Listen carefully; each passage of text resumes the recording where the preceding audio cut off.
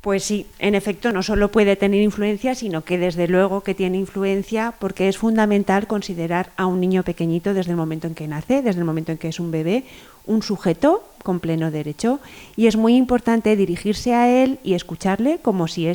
fuera un sujeto, ¿no? Porque es un poco desde ese punto de vista, considerando que detrás de un bebé hay un niño que entiende, como realmente los niños llegan a ser eso, ¿no? Niños sujetos que entienden, ¿no? Si muchas veces existe la tendencia por parte sobre todo de los papás, cuando los niños son muy chiquitines, son bebés, pensar que como no les entienden, no hablarles mucho, porque los bebés parece que no entendieran el significado de las palabras, pero sin embargo es muy importante tener en consideración y tratarles a ellos como si realmente fuesen sujetos y personas que entienden desde el principio, porque ese es el camino por el que los niños llegan a constituirse como personas y como sujetos.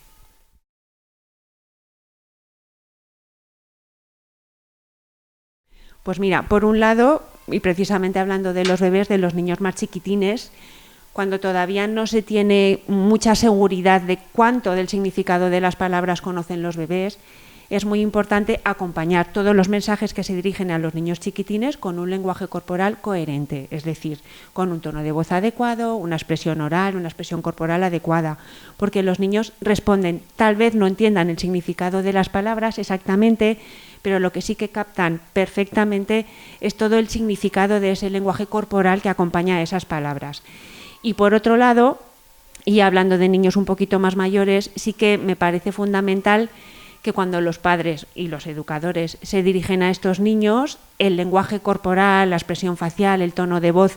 y el lenguaje verbal, es decir, el mensaje en palabras, vayan en el mismo sentido, porque un poco, por poner ejemplo, es muy habitual encontrar a padres que ponen límites a los niños y están diciendo una cosa con palabras, pero sin embargo con su expresión verbal, oral, su lenguaje corporal, están diciendo una cosa distinta. Es decir, tú puedes poner un límite y si ese límite no lo acompañas con una expresión de severidad o con un tono de voz un poco más firme, puedes estar enviando un mensaje completamente incoherente. Y normalmente los niños tienen mucha más tendencia a captar más fácilmente y a responder más fácilmente al lenguaje no verbal que al verbal. Entonces, es importante que los dos lenguajes sean coherentes y vayan en el mismo sentido. Y, por supuesto, apoyarse mucho en el lenguaje no verbal cuando te estás dirigiendo a un niño chiquitín, en el que no tienes muy claro a partir de qué momento empiezan a entender exactamente el significado de las palabras.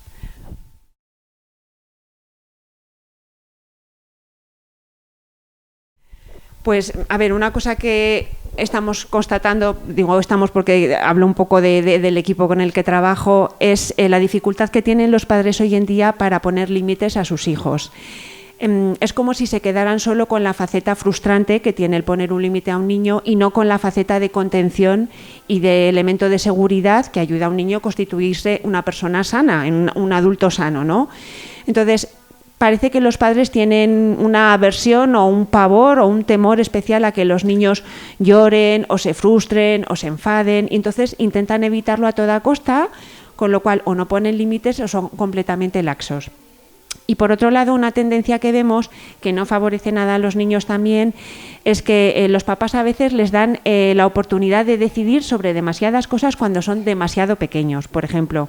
decidir sobre qué tienen que comer o a qué hora tienen que comer o cuándo se tienen que ir a la cama. Es decir, cuestiones que a lo mejor son muy vitales y que deberían decidir los adultos por ellos, y sin embargo los padres, pues un poco por esta imposibilidad para poner límites, están dejando que los niños tomen decisiones que no les corresponde tomar a ellos y que les coloca en un lugar pues muy realmente muy difícil, ¿no? Normalmente un niño chiquitín que no tiene capacidad para tomar esas decisiones no va a salir bien parado. Es decir, es una cosa que les hace sufrir y que no les sienta en absoluto bien.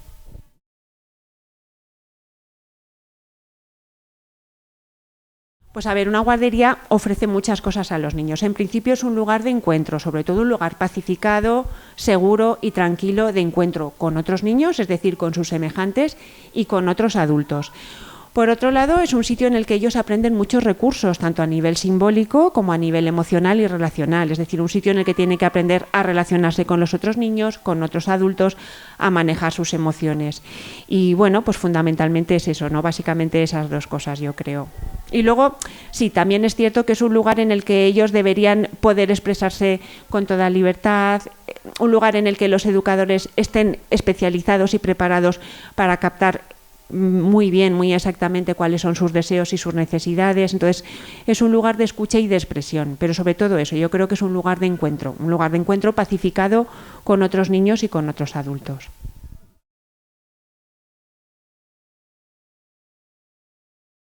Pues mira, a mí me consta que generalmente en la mayoría de los centros educativos, cuando se trabaja con niños con autismo, existe una tendencia inmediata a intentar extinguir pues toda una serie de conductas que se consideran inadecuadas por parte de los adultos, como pueden ser, por ejemplo, las estereotipias. Entonces, en general, lo que se suele hacer en estos centros es una serie de de comportamientos pues para extinguir esas conductas y para que intentar reeducarles y que reaprendan otra serie de comportamientos considerados por los adultos como adecuados. Y digamos que la tendencia no debería ser esa, sino otra muy distinta. A mi modo de ver, yo creo que es muy importante no intentar extinguir esas conductas consideradas como estereotipias, porque normalmente son cosas que los niños hacen para defenderse de una angustia. Entonces, si tú intentas extinguir esa conducta que ellos producen defensiva, los estás dejando completamente desprovistos de recursos para enfrentarse a esa angustia, los dejas como desnudos. Entonces, es muy importante respetar esas manifestaciones que ellos tienen y entonces mostrarse de una manera muy respetuosa. Hay que hacer un acompañamiento muy respetuoso, hay que mantener una distancia para no ser invasivo, pues hay que intentar hablarles de una manera muy suave, muy cuidadosa, en un tono de voz muy bajito. A veces no hay que mirarles de manera directa porque eso también es considerado como muy intrusivo por ellos. A veces hay que mantener la distancia corporal, no tocarles demasiado, no acercarse demasiado. Y sobre todo estar muy atentos a cuáles son sus objetos favoritos, sus actividades favoritos y además pues intentar ver allí que detrás de esas actividades que ellos despliegan pues hay un sujeto, hay un niño, no es una cosa cualquiera, sino que hay alguien que está produciendo eso y que está intentando decirnos algo con eso que produce.